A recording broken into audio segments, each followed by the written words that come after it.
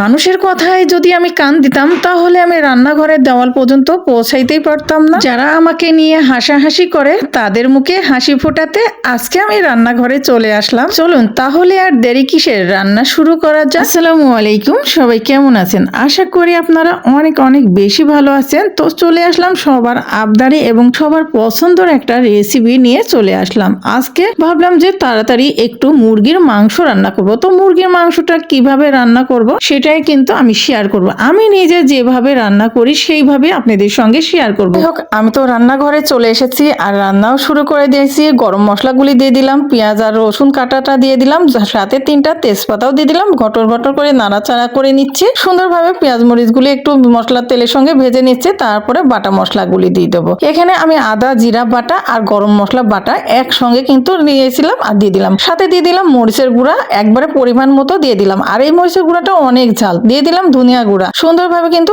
সবকিছু পরিমাণ মতো দিয়ে দিলাম, স্বাদ অনুযায়ী লবণটাও দিয়ে দিলাম। দিয়ে এখন ভালো করে মিশিয়ে নেবো। তার আগে তো হলুদের গুঁড়া দিতে হবে, তাই তো হলুদের গুঁড়া দিয়ে দিলাম। হলুদের গুঁড়াও দেওয়া হয়ে গেছে, এখন সুন্দরভাবে কিন্তু মিশিয়ে নিব। তো যাই হোক, তেলের সঙ্গে ভালো করে মশলাগুলি মিশিয়ে নিচ্ছি। আর মশলাগুলি ভালো করে কষিয়ে নিলে রেসিপিটাও দুর্দান্ত হয়। বন্ধুরা, কে কে আমার মতো করে রান্না করেন অবশ্যই কমেন্টে জানাবেন। তো পানি দিয়ে দিলাম, দিয়ে মশলাটা আরো ভালো করে কষিয়ে নিব। আর মশলাটা যত ভালো করে কষিয়ে নেওয়া হবে ততই কিন্তু রেসিপিটা খেতেও দুর্দান্ত লাগে। কে কে এইভাবে আমার মতো কষিয়ে রান্না করেন অবশ্যই কমেন্টে জানাবেন। তো আর আজকে মুরগির মাংসটা সুন্দরভাবে কষিয়ে নিচ্ছি আমি মোরগ পোলাও করব বলে। তো যাই হোক, এখানে রান্নাটা করা হোক। তো মশলাটা তো সুন্দরভাবে কষিয়ে নেওয়া হচ্ছে, দেখতে পাইলেন। তারপরে তো মুরগির মাংস ধুয়ে আমি একটা ডালাতে সেকে রাখছিলাম, যাতে মুরগির মাংসের যে পানিটা সেটা বের হয়ে যায় ধোয়ার পরে, তাই না? তো যাই হোক, এই তো মাংসগুলি ঢেলে দিয়ে সুন্দর করে নেড়ে চেড়ে রান্না করে নিব আর সুন্দরভাবে কষিয়েও নিব। রান্নাটা হলে না খেতেও দুর্দান্ত লাগে। আর এই মুহূর্তে যা মশলার এত সুন্দর ফ্লেভার বাড়াইছে কি বলবো, দুর্দান্ত একটা ফ্লেভার এসেছে। খেতেও মাশাআল্লাহ কি বলবো অনেক ভালো হয়েছিল।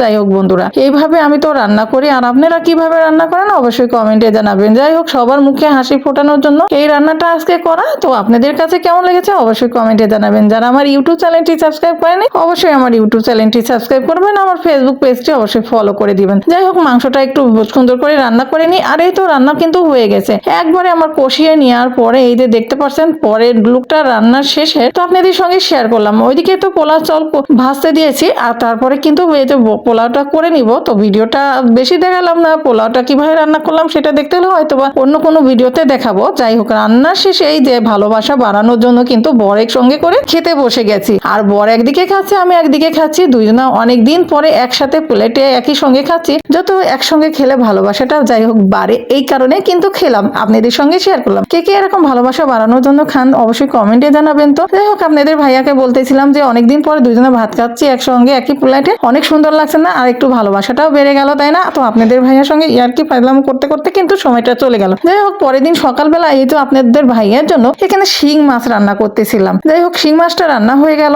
আর ভিডিওটি কেমন লেগেছে অবশ্যই কমেন্টে জানাবেন। যারা আমার ভিডিওটি দেখছেন তারা অবশ্যই কমেন্টে জানাবেন। আর ভিডিওটি অবশ্যই সবাই বেশি বেশি করে শেয়ার করবেন এবং লাইক করে কমেন্ট করে পাশে থাকবেন। যাই হোক, ভিডিওটি যদি ভালো লেগে থাকে অবশ্যই কমেন্টে জানাবেন। আর আজকের মতো বিদায় নেব, সে পর্যন্ত সবাই ভালো থাকবেন, সুস্থ থাকবেন। আল্লাহ হাফেজ, আসসালামু আলাইকুম।